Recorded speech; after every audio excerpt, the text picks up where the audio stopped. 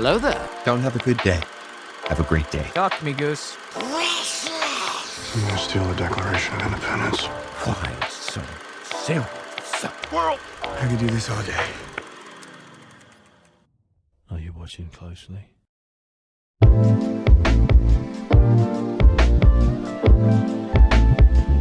Welcome everybody to the One-Eyed Film Podcast. I'm your host Seth Mossberg, and today I got Zach joining me for our discussion on Ant-Man. What's up, Zach? Hey, how's it going? So Ant-Man and the Wasp: Quantumania just released, and we figured this is the perfect way to debut our approach to how we're going to cover these movies that are very based in comics and superheroes and all of that. Instead of going movie by movie or even phase by phase, trilogy by trilogy, all these things we discussed, instead we're going to do character studies, and where we're going to look at a specific character. We're going to follow them through their solo movies, their trilogies, their character arcs throughout all of these movies that they kind of lean into other people's movies as well. And we're going to see how they grow from the person we're introduced to them as, and where they bring the story as they play out through, again, their stories and other people's stories on the big screen, and just where they end up by the time we know them. And then we might cover the movies as they are released and give our thoughts on them. Let us know if you'd like to see that. But we're going to dive into Ant-Man. Zach, what do you think Ant-Man, Scott Lang, brings to the MCU, and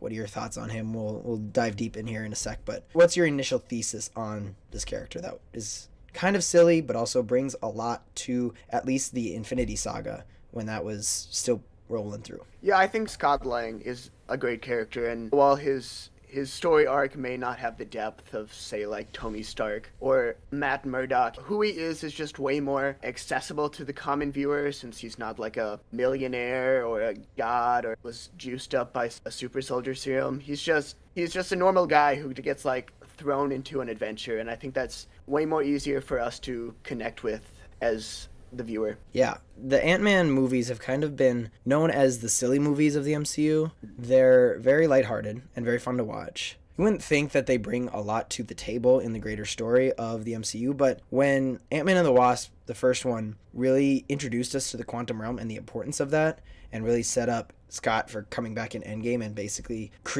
not creating time travel, but discovering the possibilities of time travel and giving that opportunity to Tony to make a device to travel through time, that was almost counterintuitive to what the entire Ant-Man style of movie was. I mean, you have Luis, who doesn't really take things seriously and does almost a third-person monologue because he's silly like that, and no one would actually do that, so it's kind of an unbelievable type of character / movie, and yet it does bring a lot of stuff, and especially the quantum realm and how that played into Endgame, and now the movie that just came out and how that's introducing Kang and the big bad of the next maybe decade, however long they want the Kang Dynasty saga to go. Those movies can still bring a lot to the table for pushing the story forward, and it doesn't, just because they're silly doesn't mean they're not useful.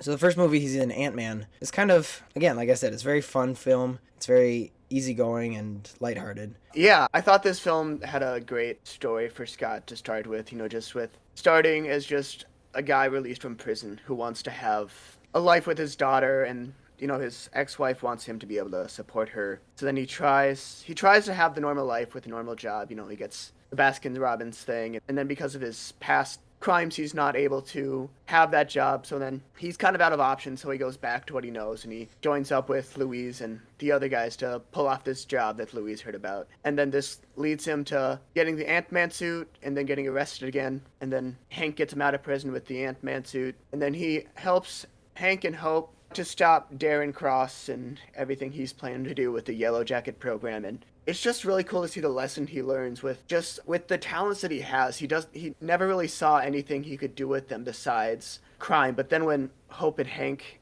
come into his life, he just figures out the good that he can do with what he has. Yeah, it's almost like it almost pulls a Hobbit style of renewal for the character, in that for Bilbo, he's not necessarily a burglar, but the fact that he's a hobbit makes the characters want to hire him as a burglar because they're quiet on their feet and all that, so he has characteristics that are useful.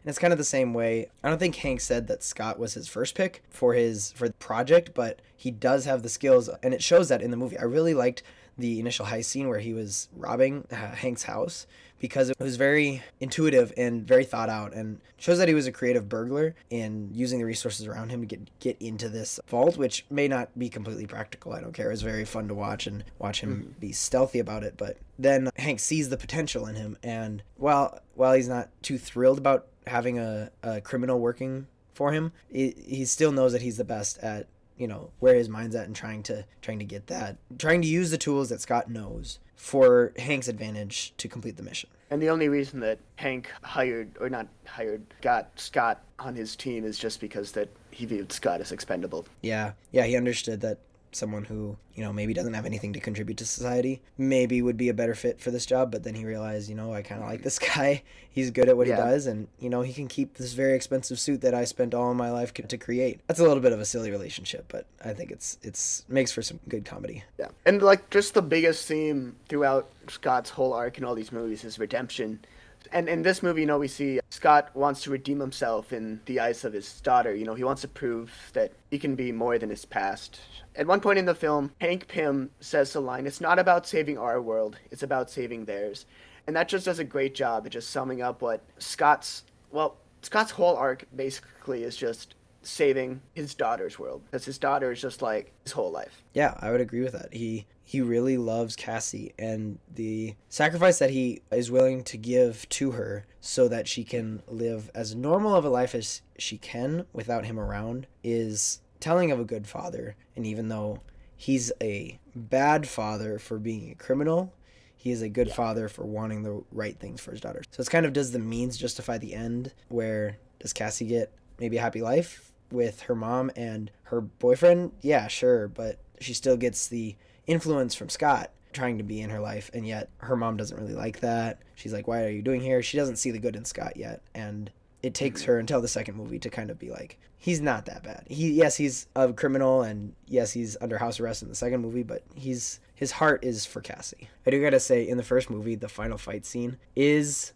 so fun. It's so fun to be like on the train tracks of the little tank engine, Thomas the Tank Engine going around, or in the carpet or something. Like having a micro-sized battle was a lot more fun to watch than kind of the airport battle, which we'll talk about in a second, where there's so much destruction. Or like when Tony got the Hulkbuster and going at it with Hulk, like all these buildings collapsing. Like, one, the stakes are a little lower because it's just a kid's playroom, but also it's just fun to see them like picking up an entire train and throwing it, because that's kind of what makes it fun to watch. And also, along the same lines, it's a little disappointing that they don't follow their own rules, because they set up all the rules of like, you have the same power in your punch, you're just tiny, and yet that's when like he's running on top of the gun. It didn't seem like there was a 200-pound man running on the end of a gun. It kind of breaks its own rules, but it's part of this suspending your belief to have a fun time. Yeah, I do think the first Ant-Man movie is probably one of the funnest to watch with the visuals, just with that train track scene, and also earlier when they had the battle in the suitcase and they're just bouncing around and there's mints, and then the phone starts playing music. It's a fun movie to watch. Yeah, anytime a movie starts doing like background music in the real world, it's called diegetic sound. It's very fun to see how they integrate it without being cheesy. Like if they get too cheesy in the wrong style of movie, then it's just cheesy. But even like in Puss in Boots 2, which we do have an episode coming on that, just you wait. Puss like says, give me some background music, and they start playing. And that's silly because it's a comedy movie. Yeah. Whereas in this one, it's not full comedy, but it's very grounded and real. And so you kind of, what does he say? I'm going to end you. Because I'm going to exterminate you. Yeah, he says, I'm going to exterminate you. And then a song called Exterminate plays or something like that. It's just kind of silly, and maybe a little nod at like how sometimes our virtual assistants don't understand us all the time, but it makes for a fun movie. And even the end, when Scott is trapped in what we now know as the quantum realm, kind of the microverse of the world, like smaller than an atom, it's scary. Like, if you're listening with good sound, like probably not on your phone, it's just almost, it's not even no sound, it's almost sucking sound from the room. Like, it's so quiet, and they meant for that to be like feeling empty and void, and it's terrifying being alone like that. And then Scott hears Cassie's voice, and that goes to further show that he is living for his daughter to try and give her the best life, because that's the voice he hears, and that's what causes him to, grow himself with the Pym particles and all that. Yeah. And at the end of this movie, as in the end, the post-credit scene, I kind of touched on this in the Andor episode where I said that Marvel movies have ruined post-credit scene, and I do want to spend more time talking about that some other time, but in this situation, I think it was a good use of post-credit scene time, or whatever you want to call it, because it gave us a clip from what would be Civil War. And I don't know where Civil War was in the production of, or during the release of this movie, but it teased us. It teased the next installment of the MCU and also connected it. Like, it wasn't just a tease. Like, at the end of No Way Home, we got basically just a trailer for the Doctor Strange movie, which is fine. That's actually what trailers used to be. That's why they're called trailers. They would trail after the movie, but so many people skipped them that it wasn't worth it, so they started putting them before the movie. Anyways, this post-credit scene for Ant-Man was not a trailer. It was an actual scene. It was edited a little bit, so it didn't give anything away. Yeah. But it also brought Sam Wilson back into the picture because he had just appeared in the Ant-Man movie, and he said, "I know a guy." And that then led into Ant-Man Will Return. So I think that was a good post-credit scene that teased the audience of something more to come, and yet didn't give too much away. And if you missed it, you missed it. You'd hear about it, but it's not really that game changing. You're going to see the movie eventually. I think it was a good post-credit scene. I'm not actually the biggest fan of that post-credit scene. Oh, why not? Yeah, I just think there's not enough context in the scene, and it just kind of feels out of place at the end of the movie. Like, I know they were trying to set up Civil War, but I think there was a better way to do that. I think it would have been almost better if they would have included a scene with, like, Hawkeye and Wanda coming to pick up Scott instead of just this random scenes from Civil War. You would think like an exclusive scene that wasn't going to show up in Civil War? Yeah, I think that would have been better, because that's kind of what all post-credit scenes were up to that point. I think that would have been cool. The one thing I will say in defense of it, though, is that it was intriguing. It was very suspenseful and interesting, because after a very silly movie, fun times, you've wrapped up the movie, suddenly the credits end and Bucky's is laying there with his arm in a vice and Cap and Falcon walking up to him. That brings up a lot of questions and does make you want to go see the movie, and it is different than a trailer. It brings a different reaction. So yes, I see where you're coming from, and maybe we can talk about how Civil War was handled, because I have some of my own opinions on how Civil War was handled, and maybe we can talk about that at some point. But we're going to move on to Ant-Man's appearance in Civil War, what he added, what maybe he didn't need to be there for. What did you think going into it? Well, at one point, I didn't think it really made that much sense for him to be Team Cap, since he's the one who wanted to have a life with his daughter. So running away with a bunch of outlaws doesn't make a lot of sense. But the more I thought about it now, it actually makes more sense to me than it did before. So Scott's, like, number one to desire is just to be a hero in the eyes of his daughter. And if you just look at Captain America and Iron Man, you just see more of those hero values in Cap. So it makes sense to me why he was drawn to that side instead of Iron Man's side, because he just wanted to stand up for those values instead of what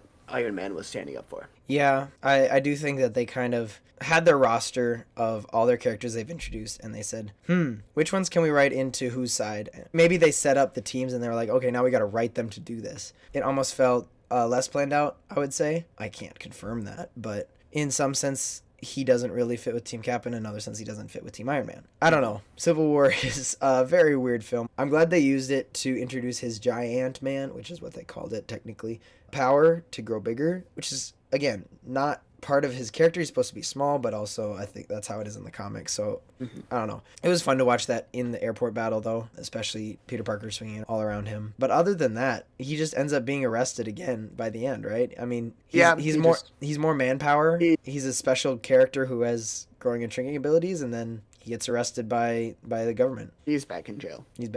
For, like, the third time at this point. Yeah. At least. I mean, we don't know what happened before the first movie, so. Probably besides Hawkeye, he's the most underutilized character in that movie. Everyone else kind of was there and present for the Soviet Accords meetings and other interactions afterwards. And even Black Panther, even though he was introduced in that movie, still was given a lot because obviously T'Chaka died, and then he had that talk with Zemo. He had that, inner battle going on. Hawkeye, but specifically Ant-Man, because he's the topic of this episode, it just wasn't given a lot to do. They were just manpower. And surprisingly, they were on the same side. So that makes me wonder if they kind of... I don't know how they set up each team. I wonder if they had too few people on Cap's side and they said, okay, let's throw in Hawkeye and Ant-Man, and they just kind of were there. They just existed. So yeah, again, it didn't add much. It was fun to see him. That's all. So then we pick up with Scott in Ant-Man and the Wasp. He's under house arrest. Again, what do you expect? But it's fun to see him with Cassie and having fun. It kind of starts with that heist scene. And actually, backing up, this was some really good de-aging technology that they've used in these movies, I gotta say. Both from the first movie, I forgot to mention that. The opening scene from the first movie Oh yeah. had the de-aged Hank, and now in this one they had the de-aged Hank and Janet. And they're really good. They're pretty decent. They're not perfect, I would say, but they are really good. And I think that they kind of use these flashbacks at the beginning of the episodes to show how, or to kind of test where they're at with the de-aging technology, I would say. And also having the opening scene being a flashback to a flashback from the first movie, like we know what it's leading to when Hank is saying we got to go to, he's using some sort of code word, but you know that they're going to go to stop the missile, that then Janet is going to go subatomic and then kind of push that other story that we've already seen forward into what we saw in the first Ant-Man. And I think that's also a good way to do a sequel, that he set something up in the first movie that didn't need to be paid off if they didn't make a sequel, but can definitely be used as a driving force for the sequel. You know what I mean? Yeah, I do.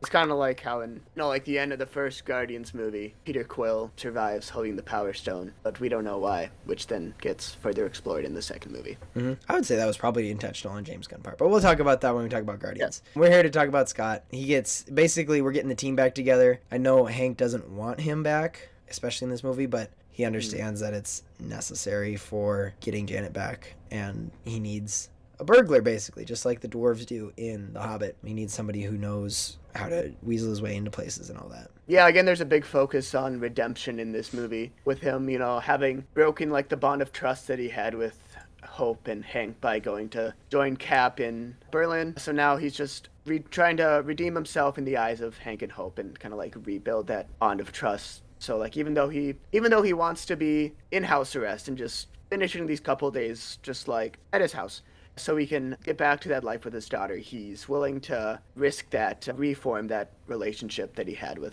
Hank and Hope. But this movie really helped introduce the quantum realm, obviously. It was mentioned in the first movie. There's a lot of quantum stuff in that movie. It kind of gets ragged on for that, for everything's quantum something, quantum this, quantum that. But the quantum realm was explored here. We got to go there with Hank. And this is where the theories of Kang started to circulate, because Kang really, his world is Chronopolis, which is the micro universe in the quantum realm. And everyone, when the DVD came out, they were able to pause it, and they saw that there was a little like city structure up in the corner. And they're like, maybe there's more cities, and that's where Janet was this whole time. And yeah, that's been proven with these trailers that have come out, and this movie that I have not seen yet, but I'm excited to, and Kang's world down there and all of the things that can happen in a micro universe. And it's going to be interesting to see like how far we get to explore this new world. And I think it's a really cool creative way to go to a different universe. I mean, you got to give credit to the comic writers who really introduced the quantum realm, but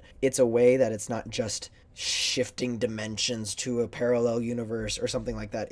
It almost is physically, it's not physically possible, but it's in the realm of physics, it could be possible to be a micro universe down on the size of a cell. It's not, but it's cool to imagine that it could be. It's a lot more believable than realms where you switch into like I think of the Flash and how he shifts his vibration to be a different wavelength and therefore shifts into a different dimension. That also makes sense, but not. I like the micro universe as a concept. It's interesting to see like these theoretical concepts be like explored as if we could explore them. And this came out after Infinity War. This was the weird year between Infinity War and Endgame, where we got Captain Marvel and Ant-Man and the Wasp. It was very almost shocking. Not gasp shocking, but shocking in that we were so hyped from the end of Infinity War and nervous about what's going to happen. And then we get Captain Marvel, which, meh,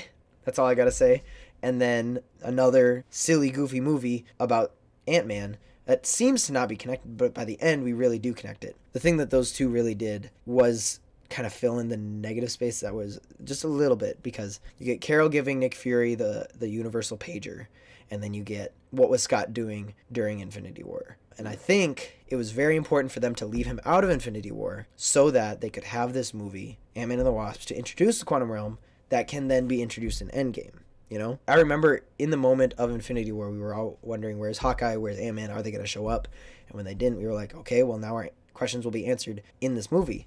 And yes, they were, and then even connected by the post-credit scene. And that was also a good post-credit scene where it didn't directly affect the main story of the movie, the 2 hours you just sat through, but it bridged over to what would be Endgame and connected it and finally made your mind connect the dots on where this whole story was going. Yeah, I kind of feel like both Ant-Man movies were oddly placed in the release order, with the first Ant-Man coming directly after Age of Ultron, and then the second one coming right after Infinity War. It just feels, you're going from like these big stakes films to these very small, self-contained films, which it seems like some fans were not as happy with that. But I mean, I like the movies. It just seems like that was an odd spot to put them. I have an interesting question for you. Would you prefer a self-contained solo movie in the MCU or a greater world-altering collab movie like Civil War? Not specifically Civil War, but would you rather have Black Panther, the first one, or would you rather have Infinity War where everyone's together and basically changing the entire direction of the saga? Well, it's hard to have just one because you need both to essentially build the universe. So while I do like the Ant-Man movies as they are, it's just how big the stakes of Age of Ultron were and Infinity War were. I just think they really just dialed back a lot. Yeah. The Ant-Man movies. Yeah, I agree. I have this opinion about DC, and that DC would do phenomenal if they focused on solo movies. DC really thrived when it was working on Man of Steel, and if we had just gotten a Batman movie, I don't think it would have been that bad, but because they had to try and catch up with Avengers, they really kind of dug themselves into a pit, and we'll talk about DC in another episode, but yeah. I do think solo movies can have their place, and Marvel is really trying to make solo movies so connected, as in another episode of a TV show, rather than its own thing that has a few nods to what's actually happening. But then you also get too far down that rabbit hole and you end up with Captain America, the Winter Soldier, where why didn't the Avengers come to help? Not literal Nazis, but Hydra coming back and infiltrating S.H.I.E.L.D. Like, you just have Captain America. There's those problems you can get into as well. So I like the self-contained movies. I love Black Panther. I like Ant-Man. Yeah. I really think that those are kind of the gold standard for how to push a story forward. Like, you can still have character development that affects the entirety of the MCU without directly saying this is affecting the MCU, Mm-hmm. Yeah, the big question for like all of Phase 2 is just like, where were the rest of the Avengers? In like Winter Soldier or Dark World, Iron Man 3. It's just like they could really use some help instead of just fighting these on their own. And then the opposite end, Civil War, probably didn't need all the Avengers. Like, it was overpacked, and it's supposed to be a Captain America movie. It definitely was not. You can go back and forth on it. So then, speaking of Avengers movies, we have Endgame, the culmination of 10 years of incredible movies that, had our butts in the theaters for so long. And Scott really was the driving force for this one. Like I said, as much as he's been a silly character and fun, lighthearted to watch, Ant-Man and the Wasp and Endgame pushed for the completion of a saga, really. That was crazy to see, once Scott got out of the quantum realm, which again, by a rat, suspend your belief, it's okay. And then pushed for time travel to happen. Not necessarily time travel, which I love how they handled it in there. Again, not completely plausible, but I like the endgame explanation of time travel much better than something like Back to the Future or Looper or something like that, where, different branch timeline happens. And that also helps play into Loki and hopefully the Kang Dynasty saga, whatever they end up calling it, as they branch off into the multiverse saga. Yeah, just going on with the theme of redemption, Scott's pretty much like a source of redemption for the Avengers in this movie, and the fact that he came from the quantum realm, and then he was like, it was 5 years for you guys, but it was only 5 hours for me, and then that's how they discovered time travel. Even though it's not really like his redemption in this movie, he is the source that leads the Avengers to their redemption. And he's almost like a child, where he can have a lot lighter view on life. And Cap is kind of brooding at this point. He's not brooding, but he's very accepting of the life that they have now. And Scott's still like, oh, happy-go-lucky, I'm Scott Lang. Yeah. And so he's like, you guys gotta try this, blah, blah, blah. And yeah, he there are some points where he kind of just disappears for a while. And it's kind of expected with such a massive movie. But yeah, he plays his role in Endgame and pushes forward the story to the peak of what it ever was and probably ever will be, honestly. Endgame time travel, going back to 2012 and the Battle of New York, That was, we'll talk about that in an Endgame episode, but that was so much fun to watch, man. Seeing him like bust through the Avengers headquarters was probably like one of the coolest scenes, or one of the coolest shots in like the whole final battle. Yeah, I agree. And then where do we expect him to go? We'll give you our thoughts on Ant-Man and the Wasp: Quantumania sometime, but what are we expecting from this movie? I'm expecting a lot because it's introducing the next big bad after Thanos. Kang is going to be hopefully terrifying, not some mediocre villain, but I think, again, this is one of the movies that is going to be lighthearted and yet somehow bring a lot of depth to it. It sounds like he's making a deal with Kang. It's going to include something to do with Cassie because that's his whole driving force. Cassie is going to become Stature, which is exciting to have a younger superhero. They really are trying to set up the Young Avengers, which they better do it fast before they get too old. But I am looking forward to what this movie can bring, and I don't know how it's going to end. I am nervous that they could kill off Scott Lang because they're introducing Cassie and Stature. And if they do, I hope it's Tony Stark's level of emotion where he's dead and he's not coming back because his sacrifice was worth it. I'm not saying I want him to, but if they go that route, they need to. With having Ant-Man and the Wasp: Quantumania and Guardians of the Galaxy Volume 3 back-to-back is very interesting because the first two Ant-Man movies and the first two Guardians movies were both very lighthearted. And then to see both of these movies take like a drastically different turn in tone from like comedy and drama to drama comedy is just so interesting. And it's just, while I don't think Scott Lang is going to die, I think they're going to save him for Kang Dynasty and Secret Wars. I think this is going to be a very like emotionally driven movie with, it seems like Kang is promising Scott to give him back the 5 years that he missed with Cassie. So it's going to be very interesting to see that emotional drive from Scott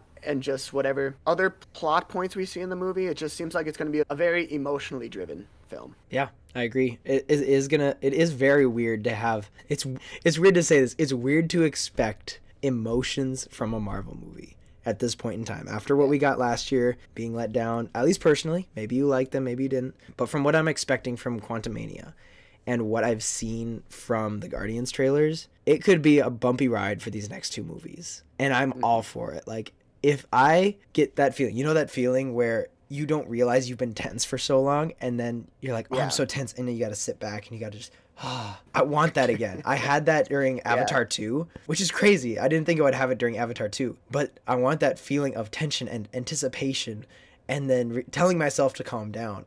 I'm hoping that this movie brings that, and also we'll talk about Guardians in a while, but I hope Guardians does that too, and I can guarantee Guardians will, because they have a lot going for them, and James Gunn is a fantastic filmmaker, and I think Ant-Man can do it if they play their cards right. So in wrapping up, Zach, what do you think of the character of Scott Lang, Ant-Man, and what he brings both to the MCU as a character, what we can learn from him, all that? Yeah, I mean, as I already said, the biggest like part of his whole story is redemption. We see that through all four of the movies he's in, pretty much just either redeeming himself or being a source of redemption for others. And then, especially in Civil War, Ant-Man and the Wasp, and Endgame, we see him be this positive energy. You know, everyone's kind of going through it in those movies, but he's just there being nice, cracking some jokes, and just giving him some like much lighthearted energy. Finally, Scott's a small character in a big world in more ways than one. His simple story and his small scale, almost like domestic storylines in his actual films kind of allow us to sympathize with who he is and allows us to enter into his shoes and see the universe from where he's at. Yeah, with Scott in Endgame, we can really just put ourselves where he's at and experience a film from his point of view, and that just makes everything else so much bigger. And also, I guess the other thing is that with Scott kind of being the joking guy, sometimes the world takes itself too seriously. Sometimes the Marvel movies take themselves too seriously. Be a lighthearted person in your friend group or your work group. Just try and see the positive side. That sounds kind of cheesy, but especially as Christians who have hope for a better future, of another life, of living with God, you can bring your joy to other people's lives, kind of in the same way Scott does and tries to make people laugh. I don't know that he tried to make people laugh, but he is a funny guy who ends up making us laugh. Sometimes all someone needs is someone there to be nice and crack jokes. Exactly, yeah. So be that person as much as possible. Brighten up other people's day. And I hope we brighten up your day with this podcast. I ask that you share it with your friends, brighten up their day. Follow us on whatever platform you're listening on. Subscribe on YouTube. We have a YouTube channel where all of our episodes are as well. Woo. We have videos up there. If you're on YouTube, you can see our beautiful faces. If you're listening only, you can get a little bit more. You can see our faces and see our emotion, but also you're not missing anything. We do have short form content both there and on TikTok, and also on our Instagram. Follow our Instagram for keeping up to date on all of our releases, and also join our Discord where we have a lot of good discussion on the episodes that just released, and maybe you can suggest a topic for yourself on what you would like us to cover, or just what your opinions are on something. So with that said, I hope you guys have a great rest of your day. We love you. Peace out. Yep. See ya.